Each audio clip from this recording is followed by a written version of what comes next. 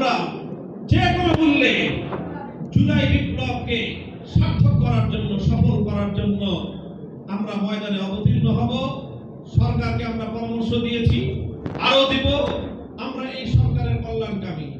শহীদ president Ziaur Rahman, দেশ নেত্রী, আপসহীন জননেত্রী বেগম খালেদা জিয়ার আদর্শের পতাকাবাহী এই বিএনপিকে আমরা জিয়াউর রহমান এবং খালেদা জিয়ার আদর্শ থেকে বিচ্যুত হতে দেখতে চাই না। আমরা মনে করি তারা জিয়াউর রহমান সাহেব এবং বেগম জিয়ার আদর্শের উপরে এই দল সামনের দিনে রাষ্ট্র পরিচালনা করবে। এবং যদি সেটা হয়, বেগম জিয়ার জীবনের অন্যতম আদর্শ ছিল কোনদিন কোন কমিটমেন্ট, কোন অঙ্গীকার তিনি জাতির সঙ্গে করে গাদ্দারি করেন না। জীবনের অন্তিম মুহূর্ত পর্যন্ত অশীতিপর সময়ে জীবনের ঝুঁকি নিয়ে বছরের পর বছর তিনি কারারুদ্ধ থেকেছেন, দেশ এবং জাতির সঙ্গে গাদ্দারি করেন না। দুঃখ এবং পরিতাপের বিষয়, সেই বিএনপি আজকে নির্বাচনের আগে জনগণকে গণভোটে হ্যাঁ বাক্সে সিল মারতে বলে নাই। বিএনপির প্রধান, বিএনপির চেয়ারপারসন জনাব তারেক রহমান সাহেব, তিনি নির্বাচনের আগে জনগণকে বলেছেন হ্যাঁ ভোটে আপনারা হ্যাঁ বেরোনে ভোট দেন।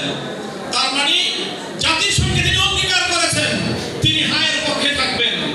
দুর্ভাগ্যজনকভাবে নির্বাচনের পরে কাদের কুমন্ত্রণায়, কাদের কুপরামর্শে তারা সংবিধান সংস্কারের শপথ গ্রহণ না করে গণভোটের আকাঙ্ক্ষা এবং গণভোটের ফলাফল বাস্তবায়নের ক্ষেত্রে টালবাহানা শুরু করেছেন।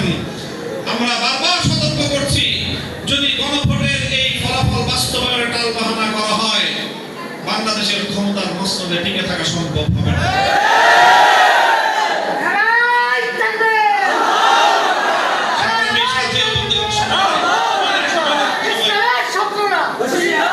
খুব পরিষ্কার আমাদের বার্তা।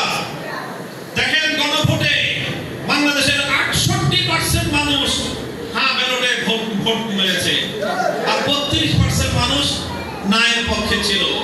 আর সংসদ নির্বাচনে 49.9% মানুষ ধানের শীষে ভোট দিয়েছে।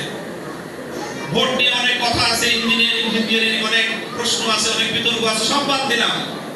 সব বাদ দেওয়ার পরেও ধানের শীষে দেশের মানুষের ভোট পড়েছে 49.9%, হায়ের পক্ষে ভোট পড়েছে 68%।